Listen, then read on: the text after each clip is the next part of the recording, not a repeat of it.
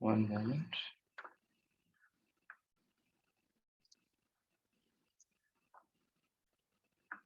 I'm just going to pause this.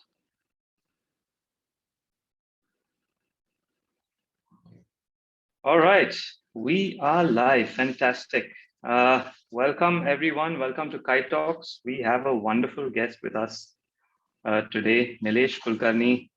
Nilesh is the founder director at the International Institute of Sports Management, the first of its kind in the country, started more than a decade ago. Nilesh, really appreciate you taking the time out. Thank you, Arupa. And first of all, happy Independence Day to all the Indians in India and all over the world. It's an absolute pleasure to be invited by Kite Talks, and I've been following you guys. You've been doing a phenomenal job, and learning and sharing knowledge is one of the most important part, and you're spearheading that. So compliments to you and the entire team for initiating this wonderful thought. Appreciate the kind words. So, Nilesh, like I mentioned earlier, the idea here is to talk about you. I know, for some of those who don't know, of course, Nilesh is a former cricketer, well known for his tall left hand spin. But I mean, those stories, a lot of people, it's already out there, people know about you. But we want to talk about the business side. After your career, you started IISM. Tell us a little bit of the story. Did you always know you wanted to? Is that something that you want to do, or how did it come about? And along the way, maybe some of the challenges that you faced. Absolutely, I think the journey has been full of surprises. Even today, after 11 years, my mom still can't believe that I'm into sports education. So, given a choice, if somebody had told me that you will enter into sports education, I would have asked him to walk away with that kind of a thought. So, it was not in my wildest dream to get into sports education whilst I was playing. By accident, I got into education. Of course, I was always into sport by playing, but I was doing some work, consultancy work, while I was playing for some organizations. That's how I got interest. My interest got generated into thinking differently. But the introduction of International Institute of Sports Management was pure accident, because in 2008, when IPL was introduced, the then then IPL Commissioner Lalit Modi decided to award a contract to one of the international company to manage IPL. And it's kind of a filmy Right. story where me and my wife were sitting and having a conversation. Why do we need overseas people to manage an event like IPL? And the answer was, because she comes from an entertainment background. She said that there are no trained professionals in India, and that was the trigger point for us to start Fair enough. thinking about thinking differently. So I traveled to Europe, I traveled to Middle East, I traveled to Southeast Asia, just to acquire the knowledge, understand the potential, understand the opportunities before we introduce. So 11 years from now, you probably see the good side of the journey, but maybe first 5-6 years were probably the toughest part of our journey, because as always, people always refer that you see the tip of the iceberg, but what's underneath gets completely missed out. And that's our journey, because what's the foundation, what we laid in last first 6-7 years were really, really tough. Because one of the challenges what we faced in India for sports education, there are no benchmarks. We were one of the first ones to actually introduce sports education as a career opportunity. So to convince people, to boys, girls, and to parents, because defining career paths, to showing them this is the journey you can aspire to be. Industry at that point of time still didn't have the establishment of career opportunities defined. So these were the initial challenges which we had to overcome. And make no mistake, I'm the first person to accept that, and I do that during my orientation and convocation as well. We failed more times than we've succeeded at ISM, but it's the learning what we've acquired during that failure made us realize that we don't repeat those mistakes, and we aspire to improve every day. And that's been our motto throughout the journey, because end of the day, creating content in India is one of the biggest challenges, because you can think of referring 4 P's of marketing which is established globally, but the application of those 4 P's to Indianize it was one of the biggest challenge what we faced, and our academic team overcame those hurdles, because unless you Indianize the reference point, you're not going to get the pulse for students to learn, acquire knowledge, and then start applying for it. So it's been a lovely journey, and I always say to my students, post cricketing career, I love my Mondays because I look forward to going to office. No, that's awesome. And I know you guys started in 2010, and like you said, I mean, this thought came about, I mean, 2 years prior, when the IPL started. And no, that's really fantastic. Would you have imagined that, okay, you're now 10 years later, so many students have gone through, a lot of them working in multiple organizations across the board. Would Did you imagine that? And I'm guessing when you started off, you had a particular vision, but now 10 years later, what's the bigger picture? Well, the good part is, if I compare the 10 years previous journey and the 10 years ahead, it's a significant difference. The 10 years journey was a sheer struggle, hard work, learning, ups and downs, going through the reins of understanding, creating something. And the next 10 years are phenomenal, because the kind of growth sports industry is seeing, and I'm sure previously a lot of people who actually came and interacted with you must have shared the stats as well. The industry growth is phenomenal. And by the look of it, the Sports Authority of India, the ministry, sports ministry, the state sports ministry, respective states who are investing into sports, creating awareness, creating job opportunities, introducing physical education, physical literacy in sports, Fit India campaigns. So all these offerings makes me believe that in the next 15 to 20 years, Indian sports is going to surge high. And that's where the opportunity lies. Because, gone are the days where people used to talk about, and as rightly our own Bharat Ratna said, we've been a sport loving country. And now slowly but gradually, we are becoming a sports playing country, which is extremely critical, because when you talk about the stat, to create opportunities, and I call them sports heroes, all my students who have passed out and working in the industries are our sports heroes. Because when you see a sports person excel for his or her specific domain expertise, the people who are behind the scenes are equally important for the athlete to manage all their Indeed. affairs, the business of sport, the training, the methodology, the planning, across all requirements. They are the ones who I call them as sports heroes, who make a huge difference for the athlete when we see him or her winning that medal, or the team championships. They are the ones who are tirelessly working behind the scenes. And I personally believe next 10 years of our journey and many more years, sport is here to stay. Because when you start comparing that globally, the global superpowers are sporting countries, and India needs to get closer to that. You talk about China, you talk about America, you talk about Russia, you talk about Australia. They're all sport playing countries. And India is now slowly and gradually getting into that direction, which is so encouraging. Of course, there are still challenges, there are still problems. People might think that it sounds very rosy. It's not rosy. The effort, the hard work, the dedication, the commitment probably requires double the effort. But one thing which I always tell my students and everyone who's listening now, you will be one of the lucky ones to make a career in sport like your loved profession. You check it across your near and dear ones, including your parents, uncle, aunt, and across. Have they made a career in their liked and loved profession? 9 out of 10 times, the answer will be no. So if you aspire to make True. a career, here's your opportunity, because it's extremely satisfying, and there is no shortcut for hard work in that. That's so true. I mean, it's really well articulated. So at the end of the day, we've seen a huge evolution in. I think I mean, when you mentioned IPL, right, back in 2008. Um, at that particular time, there were more generalists in the sports business, where you had people doing many jobs.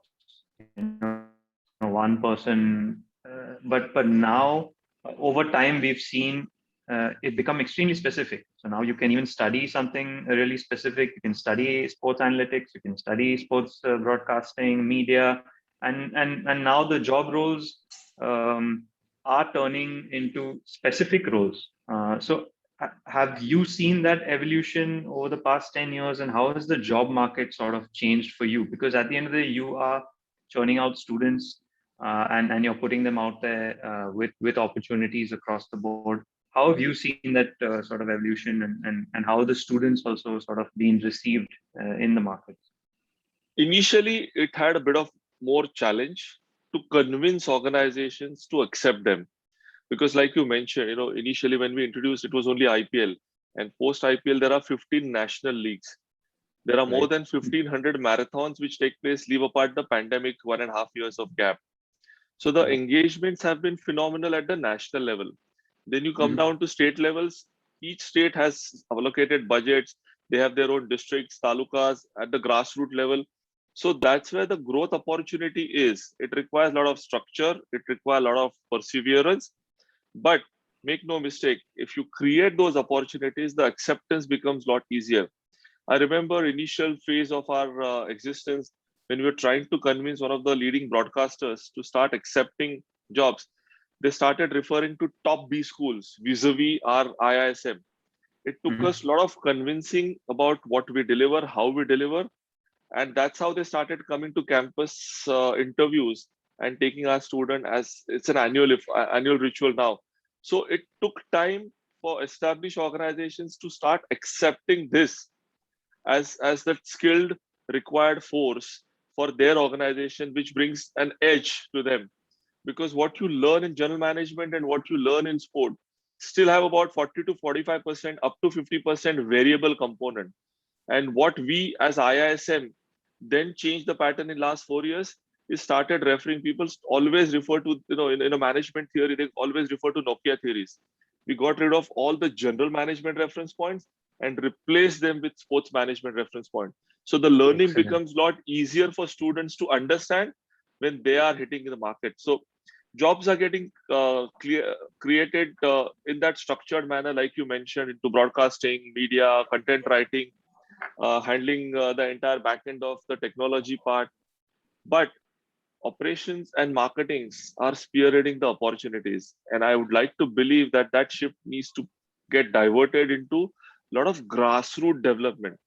The more we start the more we start focusing on developing our grassroots, make it more broad based, create our own small time entrepreneurs, encourage them to start venturing into their businesses, will even create more broader perspective for a lot of aspiring people to engage, align them their thoughts, and start contributing. Because if we create, you know, right now, if we just start referring, we have Gopichan and Prakash Padukone sir who are Yep. spearheading into badminton. But why can't we have 20 Gopichans and 20 Prakash Padukone sir, rolling out the academies? That way, it will probably create more talent, and then we'll have five PV Sindhus and five Saina Nehwals competing with 10 Chinese. And that's how we need to create the broad-based Right. opportunities for people to grow. And it is applicable to all the sports, be it hockey, kabaddi, archery, shooting. You talk about Abhinav Bindra, who's going to be speaking later today. You have Gagan Narang, Subash Shirur, or Anjali Bhagwat. We can handful of them. We can name them, but why can't we have them into multiple opportunities, creating so many talent pool, and then the competition becomes intense. And once you have an intense competition, you get brilliant athletes at the highest level, but simultaneously you layer it down at the grassroots, bottom up structure. You create more job opportunities for aspiring sports professionals to make a career in this. No, that's I mean, I love that you mentioned the grassroots, because really that's the key in India. I mean, we have to start ground up. There's no two ways about it. If we're going to become a superpower, at least on the sports side of things, that's what's required. And I'm glad you mentioned other sports.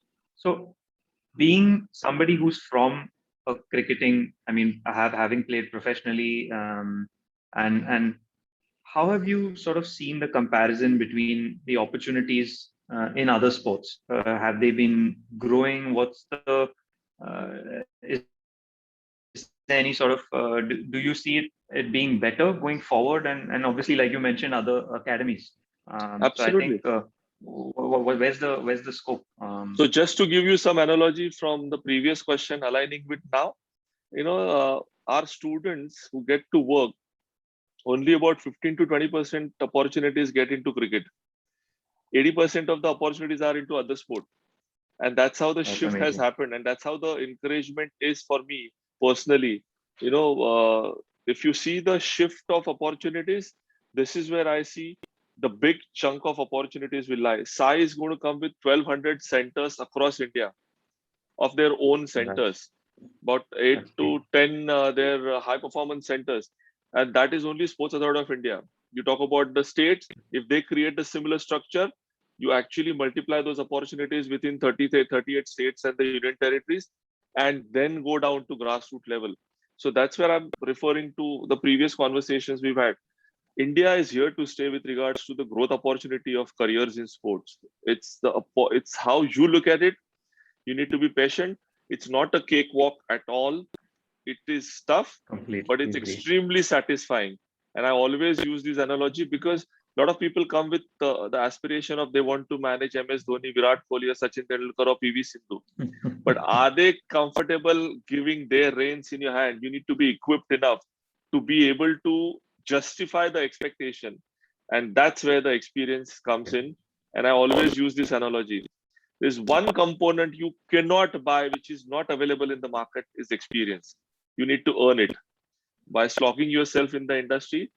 And sport business offers you multiple opportunities to work hard and get satisfied in that space. You're right. You have to be persistent and find those opportunities. There's no two ways about it. I completely agree. I'm going to take this moment, Nilesh. We have one of our youth leaders on call with us, Ashish Kotari. Ashish, you can jump in and turn on your mic and camera. So Ashish, again, he's going to jump in and just ask you a couple of questions, and then we'll take the conversation forward. Ashish, floor is Absolutely. yours. Thanks, Arup. Firstly, it's a pleasure to be here. Um, so I just to start off, we all know parents are a big stakeholder in any student's journey.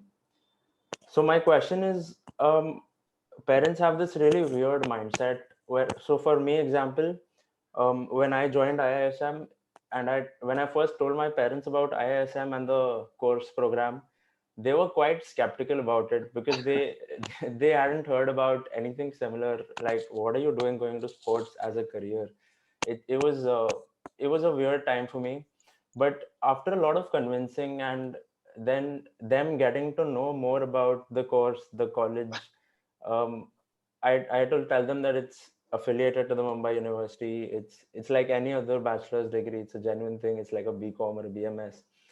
Then that's when they started considering it. And so my question is, how do you change that mindset where parents have three or four ways that either a child can be a doctor or engineer or an architect? How do you change that mindset? And not just for sports, it can be music for someone, it can be acting for someone. How do we get that change in the mindset?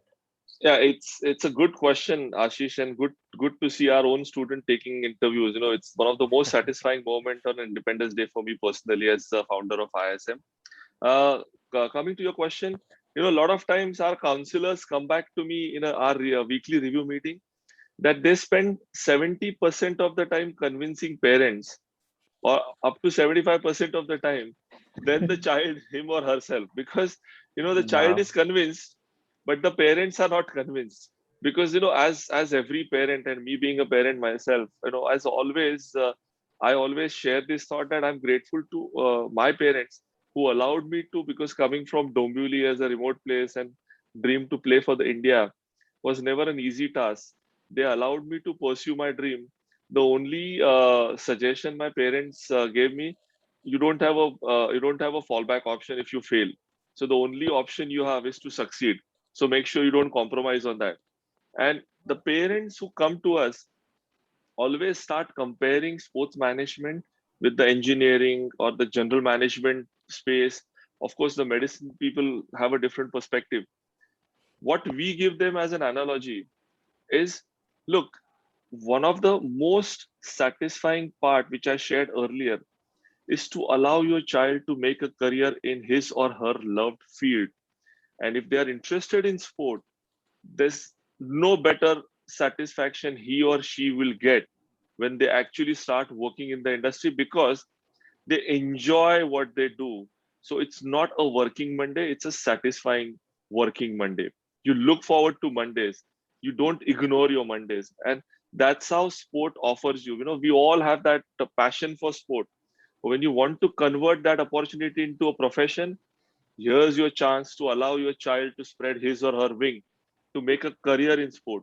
And that's how I always address to all the parents, because you know the expectation level, where will they get job, how will they get job? I always tell them, he or she has a bachelor's or a master's degree. Even if they don't get a job in sports, they can still get connected into general, because that degree remains the same.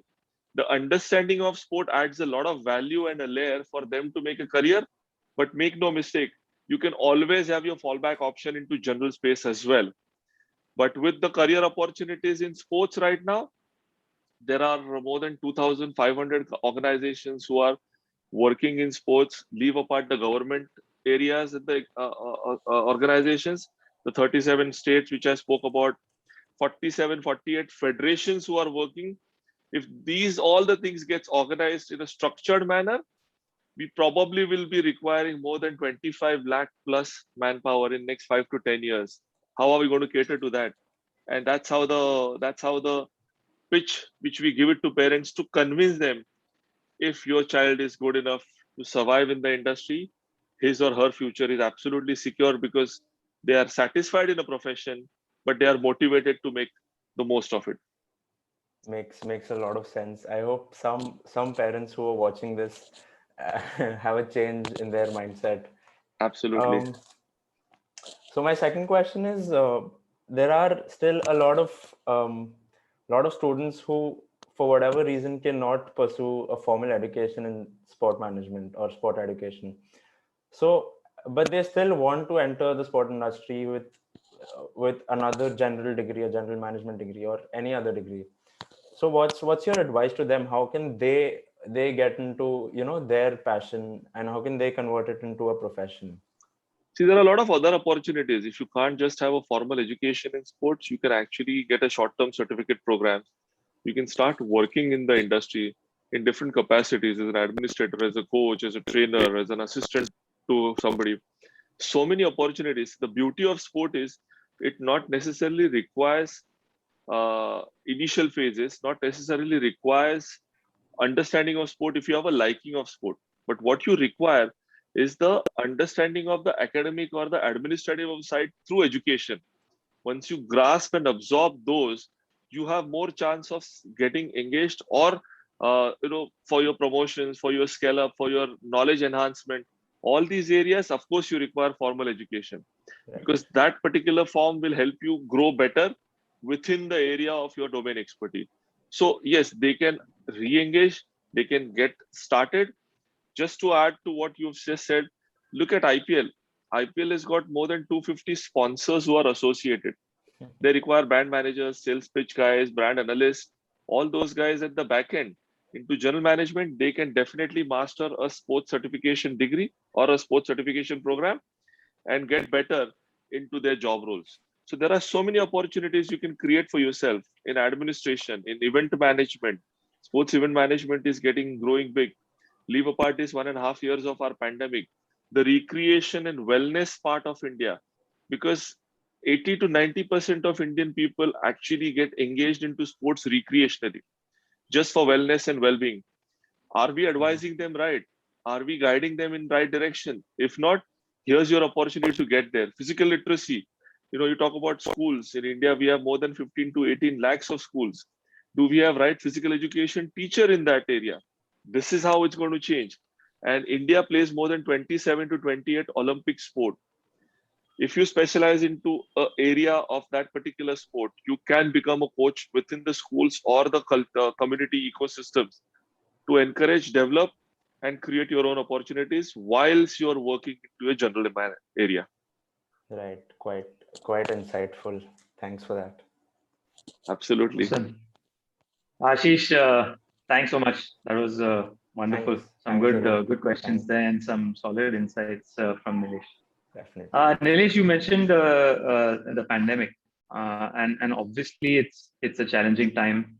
But for you guys as an institute, how did you guys realign? I mean, everything's gone online. I mean, how have you guys managed in this Ye- tough time? Yeah, the only way is to find ways. There's no point sitting back and cribbing about it, because in sports we can't teach sport online. One of the biggest challenges, because we operate into a niche space of, the learning happens on the field, the interaction, the physical part of it, the understanding part of it, which is missing in last 1.5 year of the challenging pandemic time. But what we've compensated that with for our students' practical exposure and their learning is, we've come up with more than 35 knowledge reports. So we've actually asked our students to get engaged in creating knowledge Nice. reports. And these are all primary data. So students reach out to industry stalwarts, practitioners, and we've actually connected with the established bodies like FICCI, CII, IMC, ASSOCHAM, to release those reports, so that there is an authenticity and student gets the credit for supporting creating that. We've done about one or two white papers also. So this allows students some compensatory practical exposure, because research, how do you do research, how do you do data mining, how do you analyze it. We engage with government entities Right. also to create those papers, just to establish the relevance. Because even if it's 80-90% accurate, I'm not saying it's going to be 100%, but even if it's 80-90%, it's your starting point for you to start referring, and then build on it for edition 2, 3, 4 as more fine-tuned versions of those knowledge reports. So this is how we've evolved. We've tried to give maximum exposure to our students in our internships, and some of them have been most of them have been work from home opportunities for them, which allows them. Some of the students Right. have managed to get 2 to 3 internship opportunities just to gain practical exposure. That has been our focus during this pandemic. The tables have turned, but we are just waiting for this pandemic to end, and we can re-engage with the practical part of the learnings. And because like I always say, in sports we don't have retakes. What's gone is gone. Mhm. So how you prepare to be absolutely 100% is the kick all the sports management professionals and the business of sports people live up to on that edge, to make sure that we do not make mistake. Because everybody, top sports personalities, will agree that when the starting point of the match is a 9 o'clock starting point, very rarely, unless there's a natural calamity, the match has not started 2 past 9. Yeah. You need to be ready for Yeah. all the back end part for that match to start at 9 o'clock. And that's the beauty of sports business and sports management professional. You're so right. I've taken a couple of lectures, and there have been few students who come late. And my simple thing to them is like, listen, if you're watching a football game and there's a kickoff time, the game's not going to wait for you. Absolutely. Absolutely. And that's the best, that's the beauty of sport. It does Yeah. not stop for anybody unless there's a natural calamity. Yeah. So, I mean, we saw one bad incident in FIFA, in Euro just now, where one of the footballers collapsed. But as the teams went back and started the match again to continue the live sport, because we all live on that edge of the adrenaline getting pumped up to experience the experience of the ground reality. So this is the beauty of sport, what we experience. That's so true. We're coming close to the end of our talk, Nilesh, and it's been a wonderful conversation. Just a couple of things to maybe cap off. One, um, talking about sort of you're not prepared for a particular. I mean, sport is live, right? Did you ever think about your first ball in Test cricket? Well, Were not, you prepared for that, or did you prepare for that? Do you have any particular backstory there? of course I have. In fact, as I mentioned about introduction of ISM, my first ball story also has some interesting turn into it as well. Because to be honest with you, I was not supposed to bowl that over, that last over of the day. Oh wow. Okay. Yeah, so Rajesh Chauhan and Anil Kumble were bowling in tandem, and as luck would have it, Marwan Attapattu took a run on the last ball of that Anil Kumble over, and Rajesh Chauhan was supposed to bowl the next over. But Sachin, as the captain of Indian team, suddenly realized there's a right-hander. So I was crossing from my one fielding position to another without getting prepared. For the first ball and a first test match, usually captains indicates you an over before that you're going to bowl from that end. And I was just crossing that in my mind. I had switched off. I just need to focus on my fielding, and I'll start preparing for the next day. And suddenly Sachin called me, Nilesh, come and bowl. And as I was getting close to the umpire, he said he got only 2 minutes to bowl the first ball.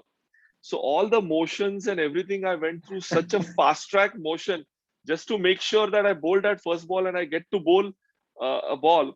So I had not thought about getting a wicket. My only submission at that point of time was that I should not embarrass myself by slipping, bowling a full toss or a complete dolly. So I was only Correct. prepared to make sure that I land the ball at a good space. And as luck would have it, Marwan tried to went for an expansive drive. Nayan Mongia took a brilliant catch, and the rest is history. But I'm part of two records, and the lessons of management, perseverance, hardships, gave me a first test in that test match itself. Got a wicket on my first ball, and for the next 3 days, I did not get a single wicket. So I have a contrasting experience, and I've learned to apply all my cricketing learnings into my management sports education area, because this is where I personally feel if India has to grow, and if India, as our honorable Prime Minister have made a statement that by 2028, India should aspire to be into top 10 medal winning tallies. I personally believe that in sports business, sports education, here is our opportunity as a community to support that vision and make sure we produce more sports management professionals who eventually will help our athletes in support to go out there and be into that top 10 medal winning tallies, because it's not only the athletes but all the management professionals who will contribute towards their goal of winning a gold medal, but making sure that India becomes into that top 10 medal winning tallies. Yeah, that's so true. And well, sports teaches us some amazing lessons. To cap off, any last words of advice to our young professionals and aspirants in the industry? I always share this thought with a lot of youngsters that failure is going to be part of your life.